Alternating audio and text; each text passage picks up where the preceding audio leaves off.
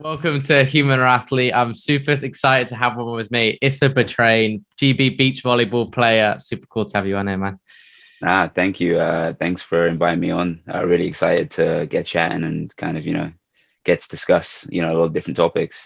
Yeah, let's do this. And let's go straight into kind of your story. Why beach volleyball? What led you through it? How's it been? Kind of give you the story of your career. Okay. So beach volleyball, I mean, firstly, the sport itself, I love, Hmm. being on the sand, being outdoors. Obviously the weather in England isn't too great for it, but I love it. But the way it began for me was a bit random. I actually used to play rugby, basketball, lots of other sports. Volleyball wasn't really a school sport.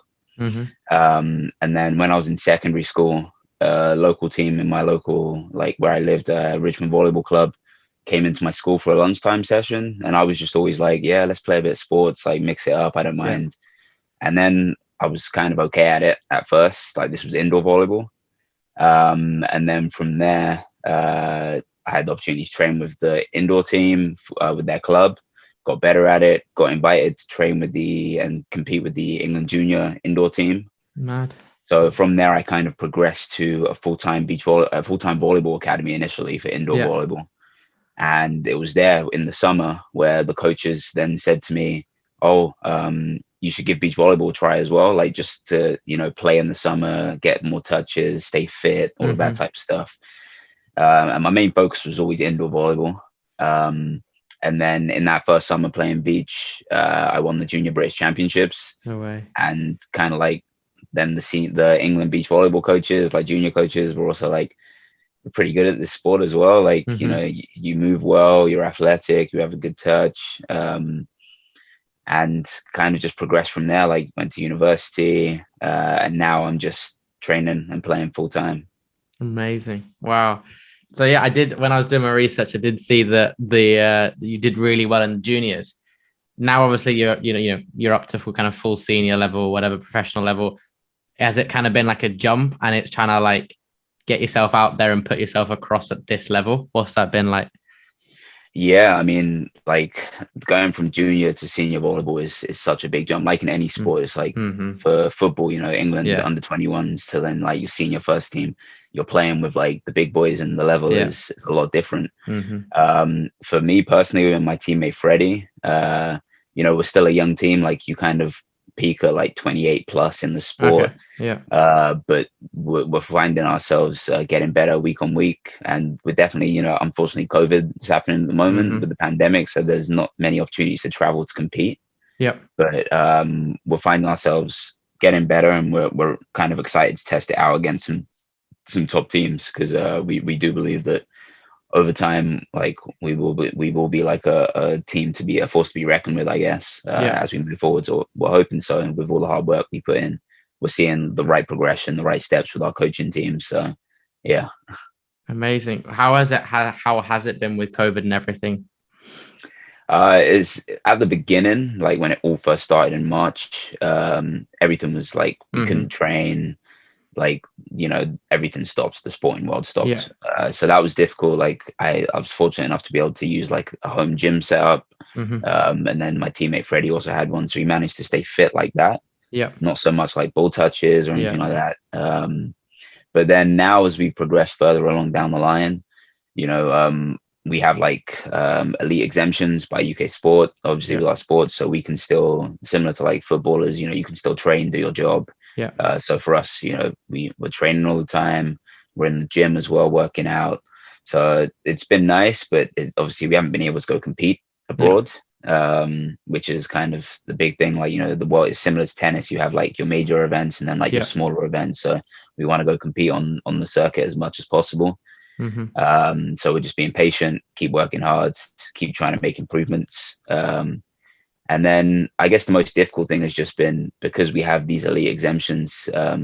It means it stops us from doing a lot of other things. So Mm-hmm. the way sometimes you can go and have a good time with your friend, or you Yeah. go, like, we have to be a lot more cautious of, okay, we can't really be around other people. Yeah. We can't really travel as much with stuff, because as soon as we have one positive test, like training stops, everything stops. And Yeah. it's a long process to get back into playing again, because you got to go through 100%. a lot of the medical stuff. Yeah, and sacrifices, right? Yeah. So you mentioned that you were at university. What was that kind of like balancing, kind of obviously pave your way into elite sport with university and studies and stuff like that?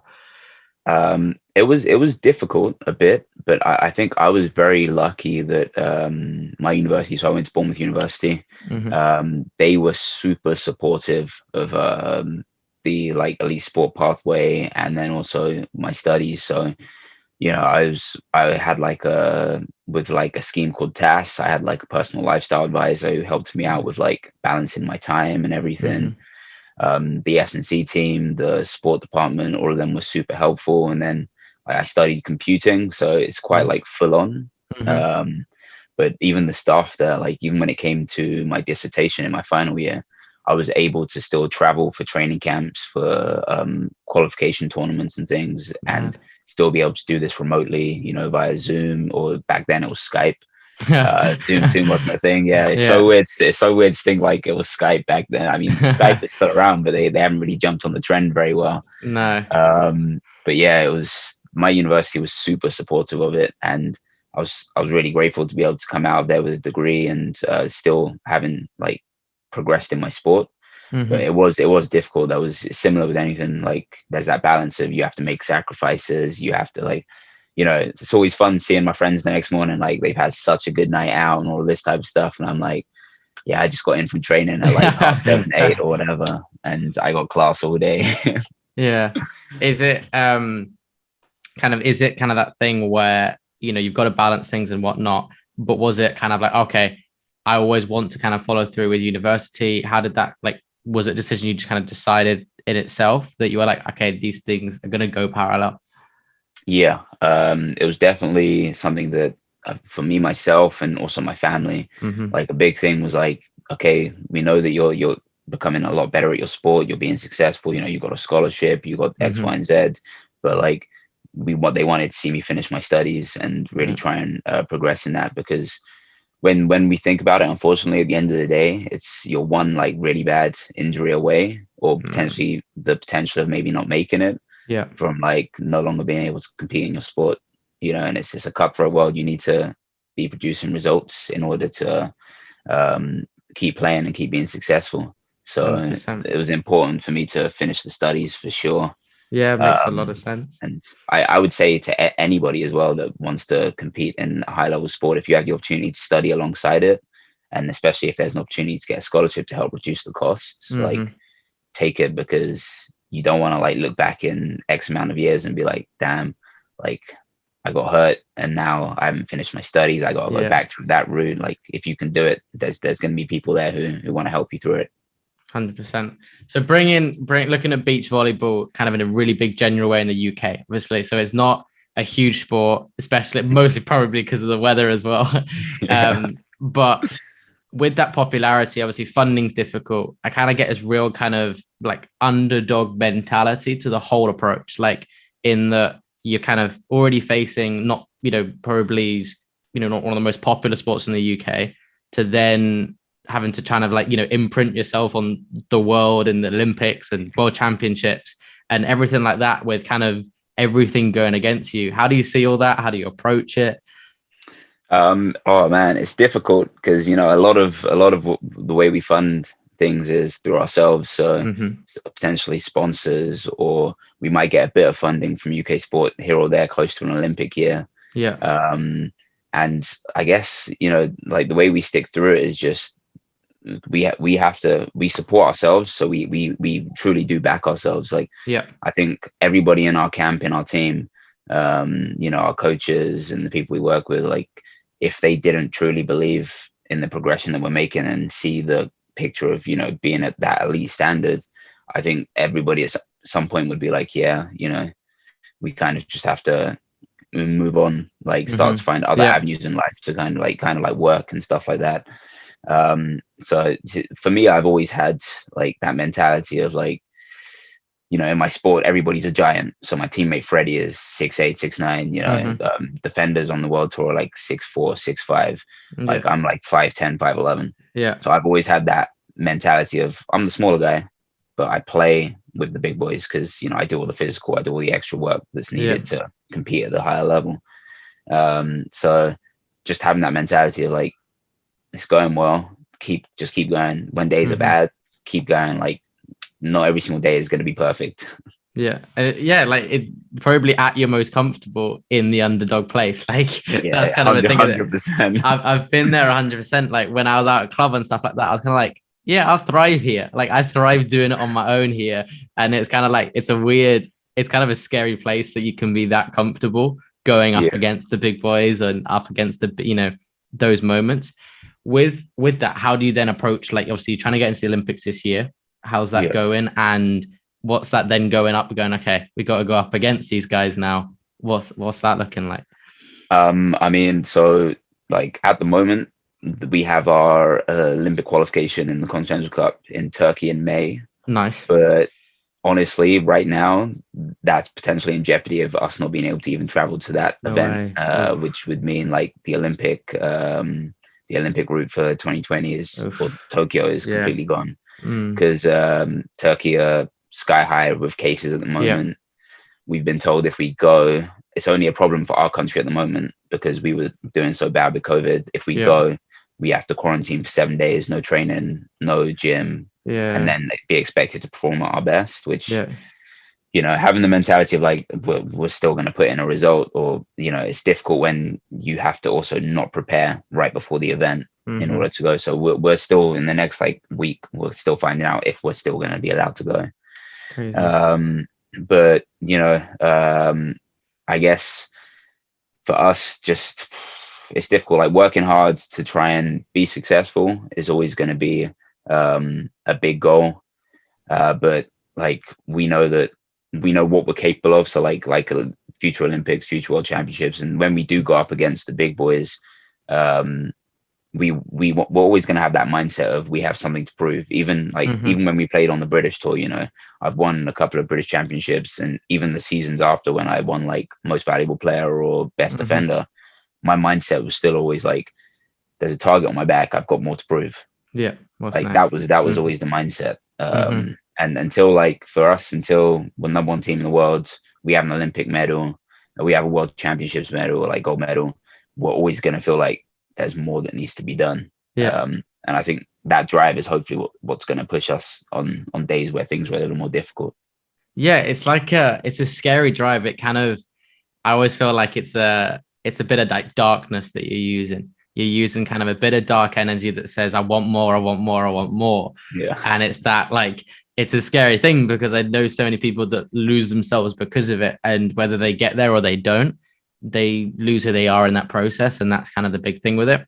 But at the same time, you need a bit of that, because then, like you said, to get you through the bad days and stuff like that, how do you balance using that dark energy with kind of like, okay, but what's best for me as a person here?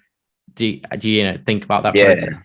No, it's definitely something that, we're always weighing up. It's always like a discussion. For me personally, I love to talk about this stuff with some of my close friends or my family, because from the outside, it's always good to see like the perspective from the outside. They might see like, not even being biased, that like, this isn't looking good, or this is like going really well. And it just gives me that motivation of, like, if I look at where we've come from, it's really good. But finding that, as I understand, finding that balance, it can be difficult, because especially like times like now, you just get into a mindset of just keep going, like don't focus on the other stuff, like how are you going to be better. But we do also, our coach also reminds us, like, even in trainings, you got to find moments to like celebrate and enjoy like good moments, because in a sport where, overall in your career, you might lose more games than you win, because as you grow through, like, single elimination games, or it might be group stage matches, whatever, like you might end up losing more games in your full career than what you win. But it's important that you make that progression. That, our mindset, we should be looking at the good stuff as well as the bad stuff. Because that balance is what's going to be key in being successful, hopefully. It sounds like so amazing, because it's like the infinite game. I don't know how much you've heard about it, but it's that instead of kind of focusing on like the quarterly goals, like even in a business perspective, you look at the quarterly goals, they've got a quarterly, we need to be making this much profit or whatever. So in the coming weeks approaching that, they're like, okay, we've got to do everything. Who are we gonna, who are we gonna get rid of in the business to make money? How whatever they can to get that quarterly profit. Whilst the infinite game is, if I'm doing the right things day in, day out consistently, no matter regardless of quarterly goals, even annual goals, that if I'm slowly making progression, then by the end, like obviously the spiral, the exactly the compounding effect, exactly, will keep going up, and I will get good enough to have that success, and that will come alongside it, and all those things will happen. Like you said, that keep going, head down and play like that. And it sounds to me like even through COVID, even through the last 2-3 years with everything, you've just got that down to like a T. Like you've got that. A big thing is our coach, Louis Lett, every single day in training, like when, say if there's like a bad moment of a bad series of a few things or some good things, he'll always come back to the same saying of like the dominoes effect. Like if you can like knock one domino in the right direction, you start to compound good movements and everything starts to fall your way. And he loves saying it. And sometimes me and Freddie are like, geez, he's going to talk about dominoes again. But like hearing your coach say that all the time, when we have group calls, he brings it up. When we're texting in our team chats, he brings it up. Like it's always, that knock-on effect of, if you set up early, like in our sport, you set up early, you're watching for the right cues early, you're going to be, the chances are in your favor. You're going to probably be in a good position to make a play. Yeah. And that's what's amazing, I guess, having a team around you that say these types of things just keeps that drive going, but keeps you remembering like we're doing good stuff over time. Yeah. Like maybe 1 week or one tournament, 2 tournaments, whatever, you might have a bad run. And one like example was one of the Dutch teams. They've got world championship medals, Olympic medals, and they had a run of like I think 5 really bad results in a row, and everyone was like, this team are really struggling. They went back, trained for a little bit, came back, first tournament, medaled in instantly. Nice. And everyone was just like, they just like, they're a good team. They're doing the right things. Sometimes you're going to come up with bad patches where things aren't working, but like if you keep progressing day in, day out, doing the right things, trying to knock the dominoes in your favor, you're going to end up being successful over time, hopefully. Yeah, 100%. With that obviously you got to sustain some motivation, some inspiration. Is that like, how do you see motivation? How do you approach that? Is it, on those bad days, does it come to the dominoes effect kind of joke, or does it come to like you said, finding joy? Or what do you do in those bad days where I'm like to yourself, ugh, like what am I going to do? So I think definitely like joking, like the dominoes effect stuff is definitely important. I think when we joke about it, like it kind of opens us up a bit. My teammate Freddie's a bit more introvert, so he doesn't talk too much always, but like when we joke about something and I see him smile, like I then automatically smile because I'm like, I got a crack out of him, like I'm happy about it. But I think like for me, motivation has always been like that internal drive. Like if things aren't going well, sometimes I'll get a little frustrated, then I got to take a breath and just remember like, okay, like let's go, like you can do this, you've been doing this every day, like just keep doing the right things, it's going to come. And my coach also knows like a big motivating factor for me is it's not really like the external stuff of like prize money or traveling, these opportunities. For me, it's always been like I was like beach volleyball is considered, more of a middle class sport where financially, if you can't afford it to be able to go and compete, be able to go travel, if you can't find support from sponsors, you're probably not going to be able to do it. Yeah. And, for me, I never came from that background. And for me, the biggest thing is trying to kind of inspire and motivate like kids who are like me or other people who are like me to want to take up the sport and not see like barriers. So I always kind of find that internal drive of just like, keep doing well, because you don't realize, but there might be a kid watching you play at some point, or where we train, it's like in a compound and down below and people walk up on the bridge above. Yeah. And I always see kids, like school kids going by and things like that, and I see how excited they get whenever, like, even just when we're training, we do like a spike and I hear them like roaring and like cheering up there. And it's kind of like that motivating feeling of just like, there are kids up there who probably want to now try and play this sport, or the teachers might want to bring them on the sand, and it would be awesome to meet them and kind of inspire them to go further than wherever we might go.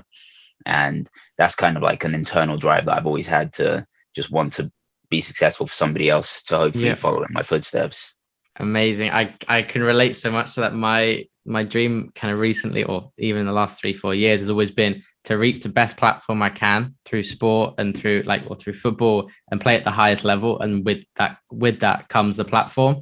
And then Yeah, with that platform, I've got the opportunity to inspire. I've got the opportunity to, teach people all these valuable lessons intrinsically, extrinsically, all these different things.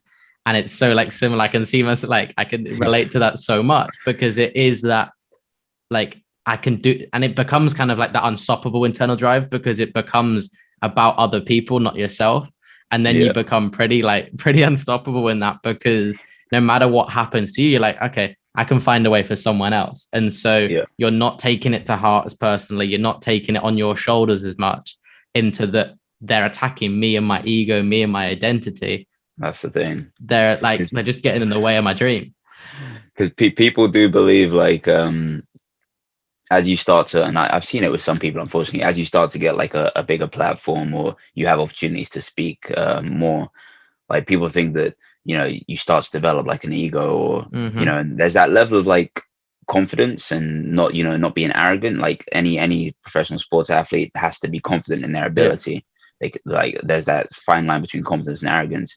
But at the same time, like I would say, as the platform builds, for me, my main focus is more like, of course, I want to keep being successful, and I want to get better, and and help my family or help friends or whatever. But it's always the external factor of how can I use my platform to help influence other Mm-hmm. people, Yeah. and it's a big thing, but it's a big part of my life. Like I do care about the things that I put out there. I do Mm-hmm. honestly care about them. Otherwise, I wouldn't say it. I Mm-hmm. wouldn't just post Yeah. something for the sake of posting it. I'd post it because it fits my kind of my identity, like who I really am. Mm-hmm. Well, yeah, let's talk about that kind of stuff that is important to you off of, is it the court, beach volleyball court? Mm. Even if it's like, Yeah. I'm trying to think, obviously the indoor one is the same. But I was like, is it different on the sand? Nah, Like, nah, I yeah. don't know. You could say off the court or off the sand. Off the It's sand. I both like the same. Yeah. But yeah, so with that, is it kind of like, you've got these things on the side. How important is that to you, in the, obviously, like, you want to share it, stuff like that. But if we look at the sustainability and the environment and stuff like that, what is kind of your goal? Why has that become so important to you? It's become a big drive and important to me, mainly because obviously, like, I said to you about wanting to inspire like next Mm-hmm. generation, next kids, and things like that. Um, a big thing for me is like the reason why I care a lot is because if our planet continues to go in the way it is, like the planet we're going to leave behind for my kids or my Mm-hmm. kids' kids Mm-hmm. really isn't going to be the same one that we've managed to enjoy as much as Yeah. we have. And it's a real shame because, like, I see things about like even other sports, cricket matches in India being cancelled because of the amount of pollution in the air. Where players are actually can't inhale it, like their coughing is too Mm-hmm. smoggy, like they can't see. Um, like the Australian Open, that Yeah. the rising temperatures, the heat the Mm-hmm. players have to battle in on court, and similar with our sport, there are times where when you play at some places, there's a certain hours in the day that they won't put events or the games on because it's too hot. It's Mm-hmm. clear, it's like too hot. Players are going to be really struggling. Mm-hmm. Sorry, players are going to be really struggling. And seeing all these things, like it's kind of inspired me to just keep finding ways to promote like climate positive solutions, Mm-hmm. but also at the same time use my platform to, I'm still educating myself. Everybody's still learning Mm-hmm. how they can be better, but trying to help other people realize why it's so important, because you might not think like, oh, like there won't be any problems for me like in my lifetime, but actually, like in our lifetime, we could face some serious issues if things keep Yeah. going the way that they're going. Mm-hmm. Yeah. Like it's 100%. it's crazy.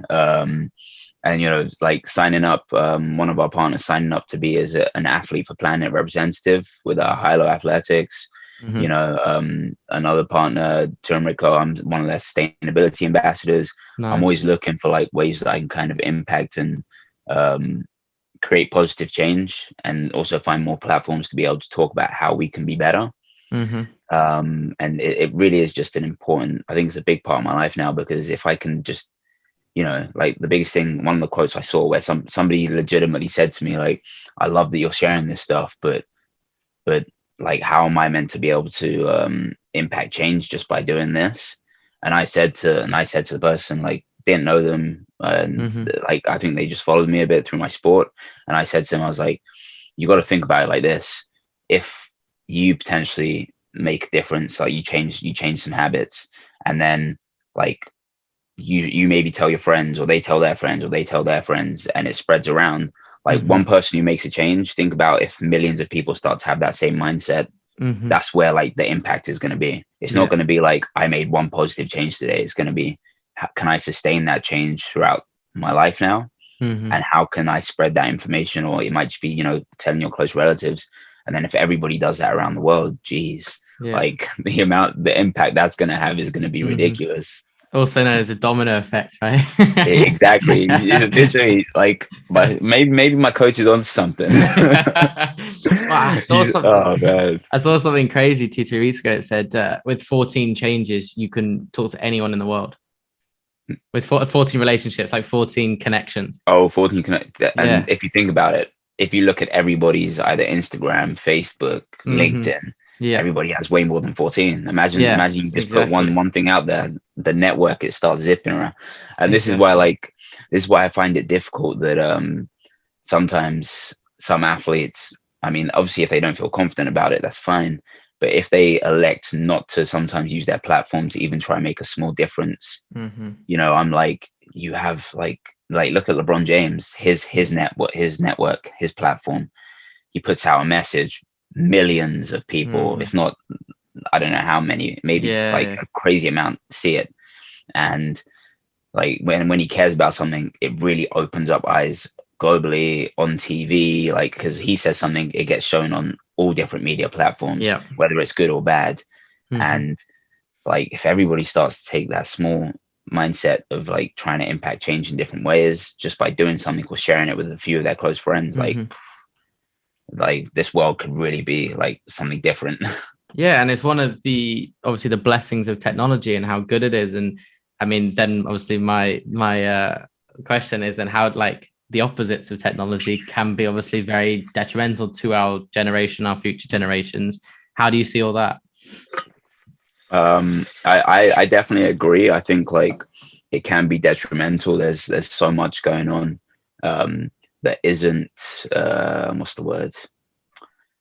It's not like managed well. Like I think social media. There's a lot of stuff going on at the moment, and unfortunately, like I've even been victim to it where people like use racial slurs or racially abuse other people, like things like that on social media, and it's just not being managed well enough by the people high up in these corporations. I think social media can be a blessing if used right, but I think it takes the power of people who run the companies to say, okay, you know what, this is how we're going to monitor it, this is how we're going to clamp down on all of this stuff, because it can be such a powerful weapon or such a powerful tool, but at the same time it can be so detrimental. To a point where Thierry Henry signed off from social media, and it's a big step. I think I saw something about a football team, one of the football clubs also, like not coming off completely, but I think like taking a bit of time off of social media because of the abuse some of their players are receiving on online platforms. So like, it's similar with anything. I just hope there can be enough positive change and impact so that our kids then don't have to sign up to something and then us have to worry about like, oh, are they going to see this? Are they going to see this? Everyone is open to like their own free speech, but when it becomes hate speech, that's where we really need to draw a line and figure out what needs to be done to change it. Yeah, I was going through yours and I saw your story about the train and that kind of story. I thought that was really interesting. If you would be willing to share that. So when I was on my way back to Brighton, I think it's that one you're talking about, right? Yeah. So I was just on my way back to Brighton from training in my training kit because I was training in London. I wanted to see my family for the weekend. This was when traveling freely was allowed, so there wasn't like any rules being broken. Just like wanting to clear that up. And I had like my mask on, normal mask, just walking along the platform, walking to leave. And then one of the ticket inspectors, I think, said something. I think he was like guiding people in a direction because it was like a one-way system. And I had my headphones in, didn't realize, took it out, like realized that he wasn't actually talking to me, walked out, and then I just got stopped by the police. And then like they said that they had been radioed that I was looking suspicious on the platform. Mm. And for all my friends who know me, like my family, Yeah. my friends, I'm always seen as like the smiley guy walking around Yeah. enjoying life. Like, Mm-hmm. I just want things to be good, things to be Yeah. better. I would never walk around with like looking aggressive with a hood on or looking Yeah. suspicious. I mean, the only suspicious thing was that I was walking in a straight line towards the exit. Like, I don't see how that's suspicious. Yeah. And it was difficult because I was the only one that was stopped. Mm-hmm. I didn't look around to think like, were there other people, people of color on the train? Like, I don't think there were. Mm-hmm. I mean, it was a pretty quiet train, Yeah. just walking out. And then they started asking me these questions. And for me, like, I didn't know how to feel about it because I was like, okay, he's doing his job. Like, it was currently in the peaks of all the stuff that was happening in the Mm-hmm. States and around the Yeah. world with the BLM and everything. Yeah. Um, them saying I looked suspicious, like, when I look back on it after it happened, like, I realized I was racially profiled for absolutely no reason there. Mm-hmm. Like, all I did was leave the train station after I got off from training on a Mm-hmm. train from London back to Brighton, walked out, and then all of a sudden I was apparently looking suspicious. And part of me was scared because I didn't know what I should be doing, what I should be saying. Mm-hmm. Because I was like, oh, like it is what it is. But then part of me was like, this isn't right. Like, Yeah. I shouldn't be getting stopped for being told I'm looking suspicious when there's 100 other people doing the exact same thing as me. Like, Mm-hmm. I just walked off the train, I used my ticket, went through the gates, was about to leave. Mm-hmm. And yeah, like, it's difficult because I've had conversations with people who think like, they're just doing their job, or Yeah. there isn't like I use the term about like institutionally the system Yeah. needs to be changed so Yeah. that things are even for everybody.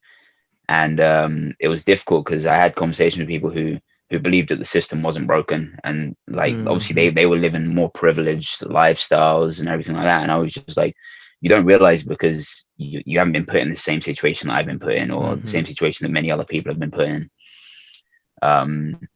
And yeah, it was crazy because I also had I'll share another one quickly. I also Yeah. Go had for a it. situation where I was traveled back from training camp in Cyprus. So I flew back into Bournemouth, had my suitcase, waiting in line or whatever. I was waiting in line, got my suitcase, was leaving through the airport, and the police and the border patrol and all of them, they just stopped me and started asking me questions like, where are you flying from today, like standard Mm-hmm. stuff. But I was the only one that was stopped because our flight was like 30 people, Yeah. if that.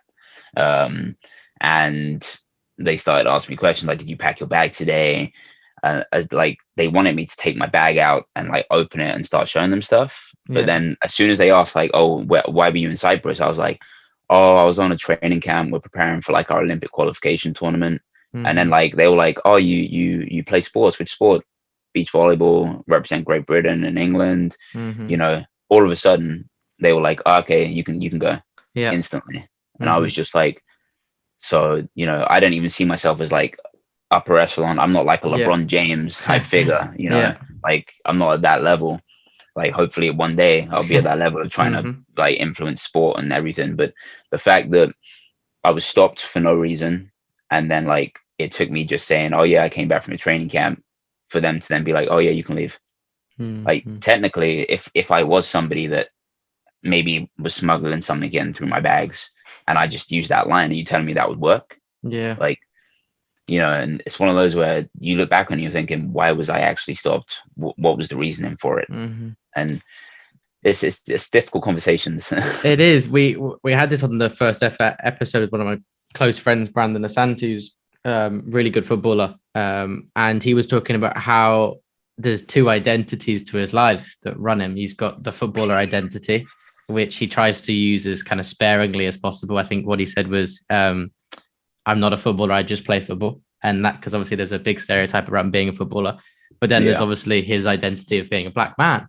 And he was saying how it weirdly he doesn't try to identify as being a footballer, but because of how society is working is that sometimes to get like away from the stigma and the negatives of of society, how they treat and deal with black men, is the footballer identity saves him. And it's a really, really interesting thing that you just literally, because I remembered exactly what we talked about. And it's about how the two identities kind of work. And that a lot of the time, they were saying how, he was saying how to get out of this kind of stereotype is you need to have a sporting identity. And not even need, but it's become the big thing for black men to get out difficult communities and stuff like that. And football being a big one. And how difficult and like that whole identity crisis is, because it's like, I try and talk about, going back to who you are as a person, forgetting all of your identity as an athlete and everything. And in this situation, it seems like, obviously, because I can't relate, and this is, what's difficult is to then go, but actually some people really need that to survive in this current society, because without that, you get racially, identified and have all these, things with it. And so it's a really kind of difficult situation, because I'm like, but this kind of saves a lot of people, even though having an identity and an ego is quite a bad thing in a lot of situations. So it's a really, I don't know what you think is in regards to what I just said, but it's really interesting. No, like I definitely think it's interesting because, like before anything, like before the beach volleyball, before being a black male, it should be I'm a human being. Exactly. That's it. Like we are the same. We are both human beings. Just I have slightly darker skin. That's it. But that difference really becomes evident when you find yourself in these situations, or I even heard situations about like a white couple had their house valued, and the travel, and then the agent put it at a certain amount, and then like a black couple had the same house valued, and that same agent put them at a considerably lower amount. And it's kind of like people don't realize that this actually has a knock-on effect to building in any way of life, any shape or form of life. And I never want to use the, I'm a beach volleyball athlete, I'm an England player, or I represent England and Great Britain, because that shouldn't be the thing that I have to say to almost like save myself from potentially finding myself in more trouble. It should just be, I'm a human being, I haven't done anything wrong. Like, why are you stopping me? Exactly. I completely agree with your friend as well. Like, unfortunately, people see it as the ways to get out of some of these situations are you have to be good at sports. I can't remember. I did see like an image recently of like a few different things where it's like there was like a few different photos around a young black kid of like these are the different options he realistically has around him to kind of get out of the situation he's in. And like some weren't good, some were like sport related, and it's one of those where you don't want that to be the reason why. Like I saw a great post recently on LinkedIn of a young black male who became, I think, a barrister, or like he's high up as a barrister now. And like you want to like kind of promote and see those types of things, because you want to see a kid then be like, I want to be in that position. Like, and it's just, I like, obviously black people are targeted, but I think it's not just black people. Like now you're seeing a lot more stuff with like the Asian community, that's correct, and all of this type of stuff. I mean, there shouldn't be this like massive divide. Like, and that's just it's such an interesting and a difficult topic, but it's things that need to be spoken about so that people do realize what it is, what it's like, what we go through. Like as soon as it's becoming more and more clear, people are starting to understand, oh, like I do have a privilege just because of like the way I was born. Like this, it's interesting. And I spoke with a friend who's his parents slightly older, and he was saying like until he broke it down to his mum, or his grandmum, sorry, she never thought about like the privileges that they have. He's a white male, white family as well. And then when he broke it down like in a way that kind of she understood, she was then like almost like overwhelmed with like the sadness of understanding, like I never knew it was like this. And it's just because people aren't educated enough in it. Like they don't live it, they don't see it, so they're like, oh, this can't happen. Like this maybe only happens to like one or two people, but it doesn't. No, exactly. How can sport how is sport kind of obviously making a change in this? And do you think it's going in the right direction? Um, it's difficult because I think Hmm.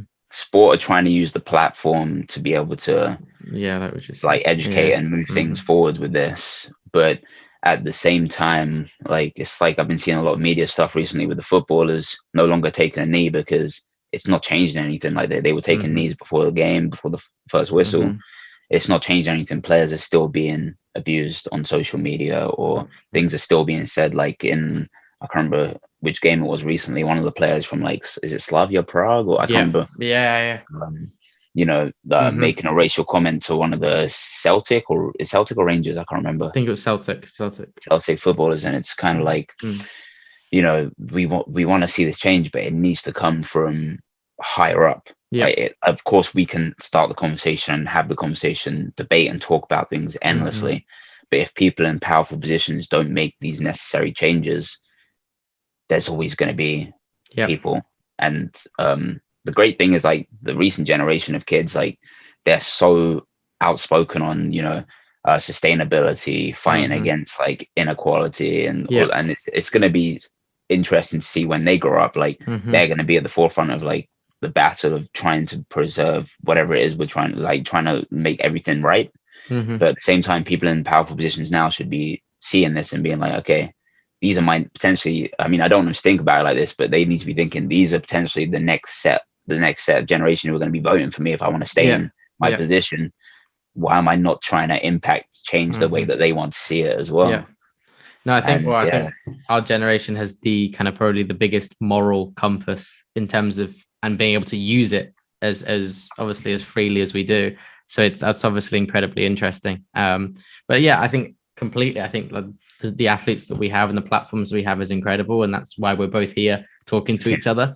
Um, but yeah, it's a really interesting because like, even like the all the kind of the Black Lives Matter, like the black squares and everything, it's incredible. And again, it was such a powerful movement. And then you're kind of like, well, what's that like? What actually, even that specific situation, the length that it's still going on, and the change that's still like with it, it's like it's a really kind of scary thing because I was kind of like, well, we've diluted the whole thing to make it a global thing, but we've kind of lost the original meaning and the yeah, the information behind it, and it's become a trend. And I kind of took it back to like the ALS Ice Bucket Challenge, and it's like people yeah, knew it for the Ice Bucket Challenge and not for the reason that was going on.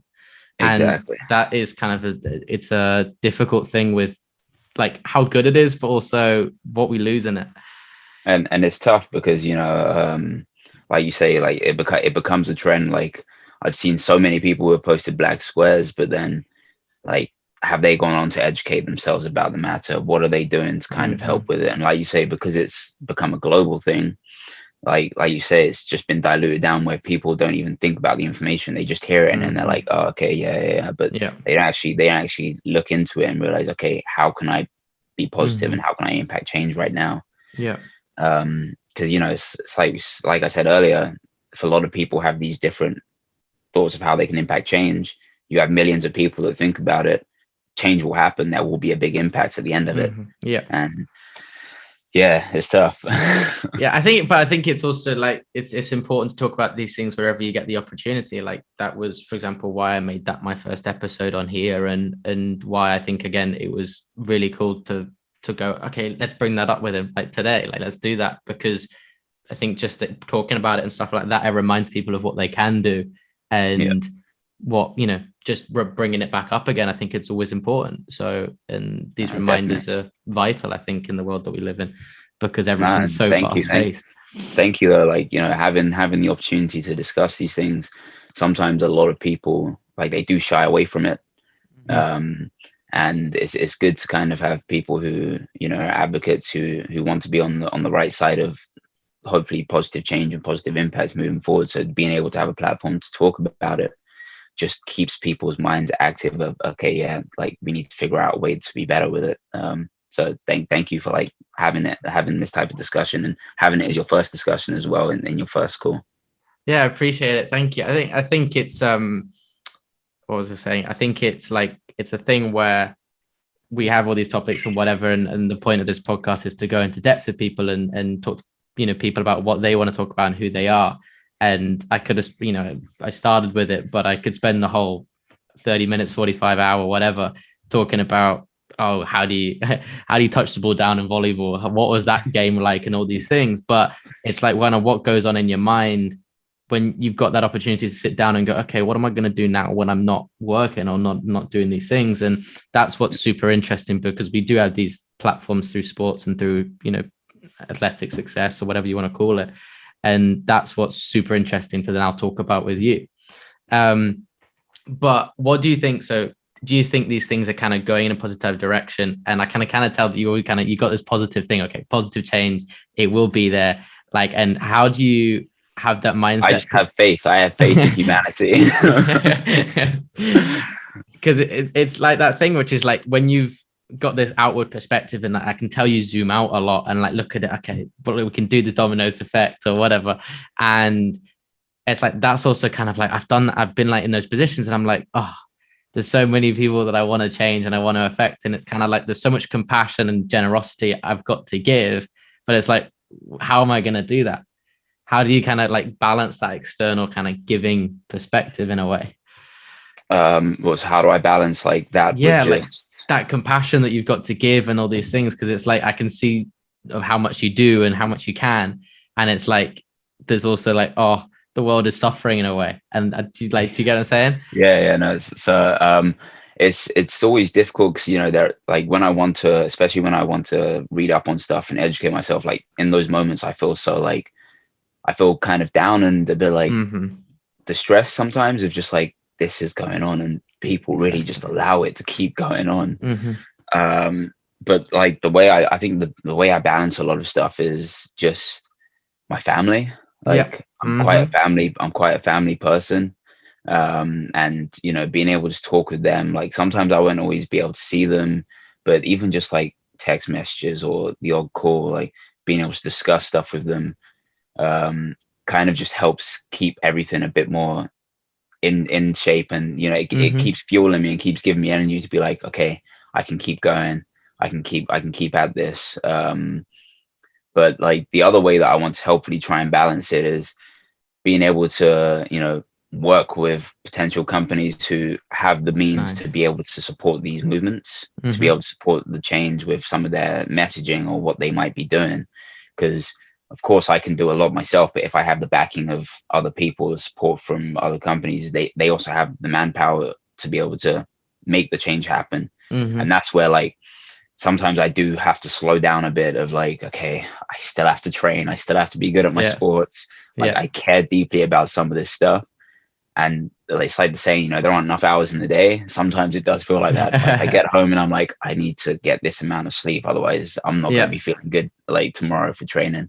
But yeah, like it's that balance of aligning myself with the right people, the right companies to be able to help with this, but also being able to take that time with my family, where it's just like, or like my close friends, to just be like, okay, let's just focus on like us. Let's like talk about like other stuff in life. We don't have to talk about sports. Like, let's just chill, enjoy it.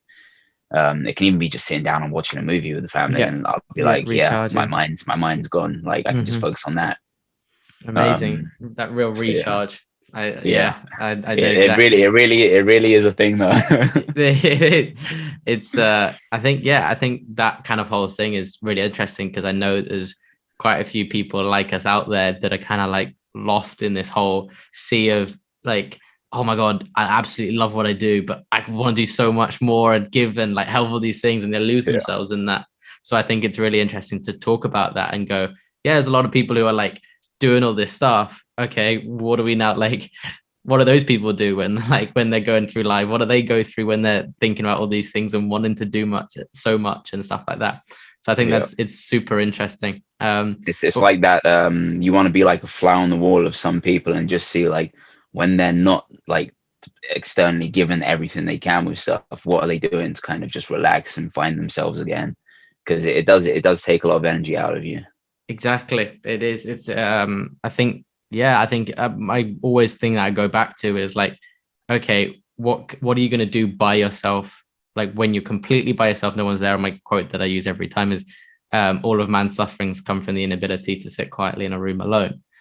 And so it I is like that, that. yeah, it's it's I think that's got to be one of my top ones. But it's like that whole thing of when, like you said, the fly on the wall thing.